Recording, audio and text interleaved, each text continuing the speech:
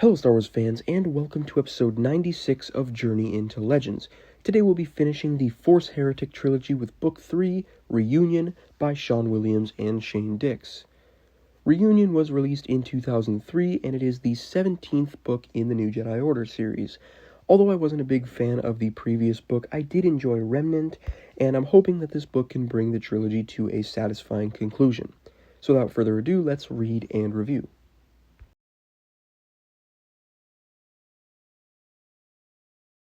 Alright, so before we get to Reunion itself, there's also a short story from Insider number 75, Or Die Trying by Sean Williams and Shane Dix, that takes place between Refugee and Reunion. In this one, Jaina confronts the manufacturer of Kundertal's replica droid on Onadax after the events on Bakura in Refugee. And this story ended up being a lot more enjoyable than I was expecting it to be. First of all, Williams and Dix included a ton of continuity nods, including mentions of Dash Rendar and Guri from Shadows of the Empire, other characters from Shadows of the Empire Evolution, and even a reference to Project Decoy from Jedi Prince of all things. Although there are things that I haven't enjoyed about their trilogy so far, I really love how Williams and Dix have been trying to tie up loose ends from previous stories, including the Avatha in Book 1, the Sea Rook in Book 2, and now some Shadows of the Empire stuff in this. Anyways, let's get into the final novel of the trilogy, Reunion.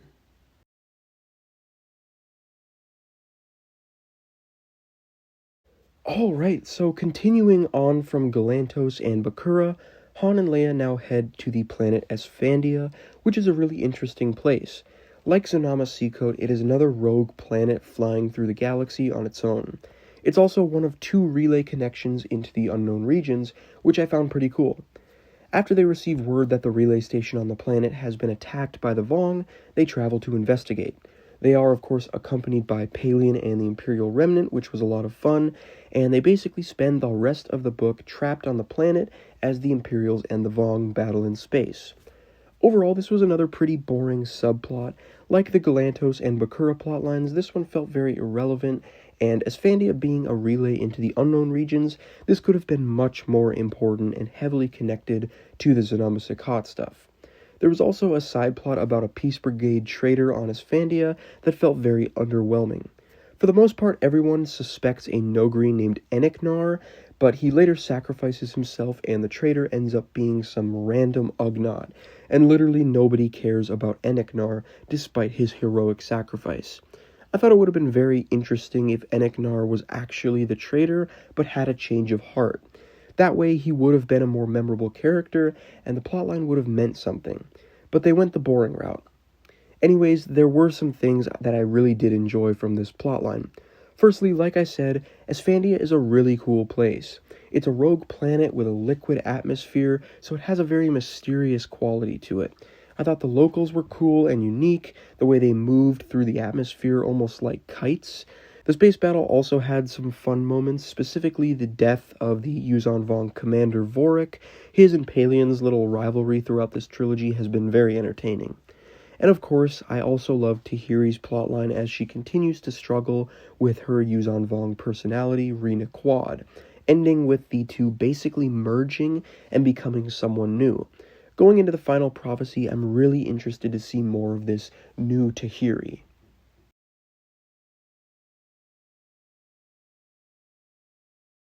After 2 books of basically getting sidetracked and accomplishing very little, Luke and the others finally reach Zonama Sekot. And although I was a bit underwhelmed by this plotline, I still did enjoy it and how it progresses the overall plot of the series. Firstly, there were of course a lot of connections and references to Rogue Planet, which I liked despite not really liking that book. It was cool to get mentions of Obi-Wan and Anakin's visit, Tarkin's involvement, the Blood Carver, Jabitha is even in this book as the new Magister. We also see Sekot take the form of both Vergir and even a young Anakin Skywalker, which gave us a great scene of Luke getting to basically meet his father as a boy in a way. Other than that, for the most part, this plotline was nothing too special. It mostly just consisted of the Faroans distrusting the Jedi and questioning their motives, and then a radical group of them kidnapping the Magister and Danny Kui. Although the ending, with Sekot agreeing to help the Galactic Alliance win the war, sets up interesting things to come, so I'm excited to see where this goes next.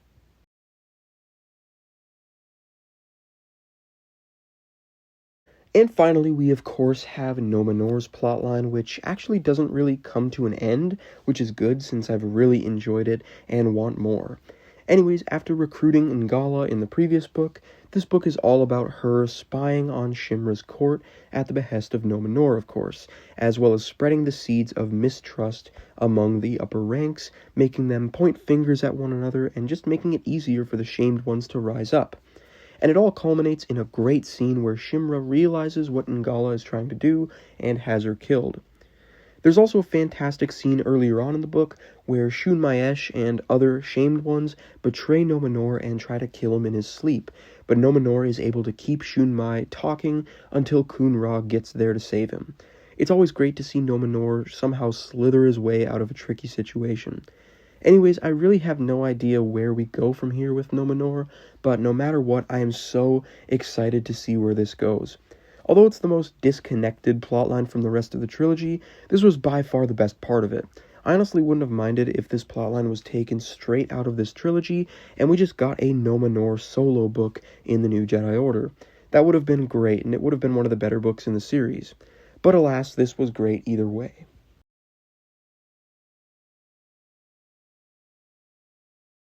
So overall, this book was a huge improvement on the previous book, although I think I still prefer Remnant quite a bit.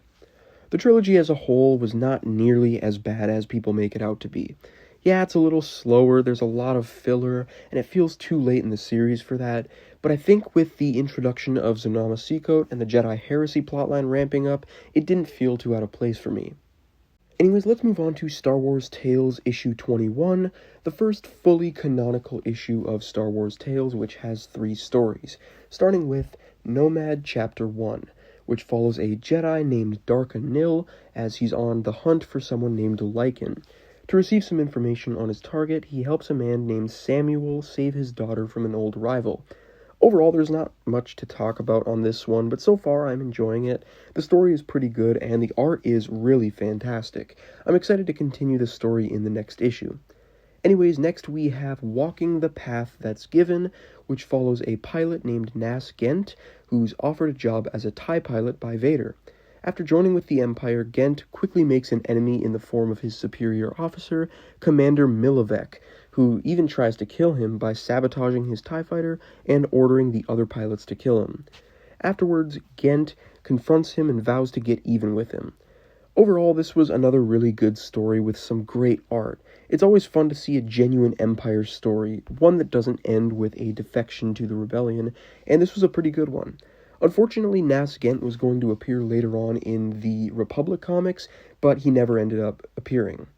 Anyways, our last story is Equals and Opposites, a pretty average story set during the Yuuzhan Vong War, except it stars Kyle Katarn and Jan Ors. Now, I'm not a huge Kyle Katarn fan like some people, but he's a Jedi in this era, and he's had like a single mention in one of the New Jedi Order books, so it's great to see what he's up to during this era. Anyways, this story is basically just him helping free a group of slaves from the Vong. The story is average, and the art is pretty good, although I really hate the design of the Yuuzhan Vong here. They all look identical, and for some reason really large. But overall, this was a fun enough story. Anyways, this was a really good issue of Tales. It's so great to not have to worry about any stupid, non-canon comedic stories, and I really wish the whole series was like this, because this was a fun issue. Anyways, thank you all for watching. Don't forget to like, comment, share, and subscribe, and stay tuned for my next video where I'll be reviewing the penultimate book in the New Jedi Order series, The Final Prophecy by Greg Keyes. See ya.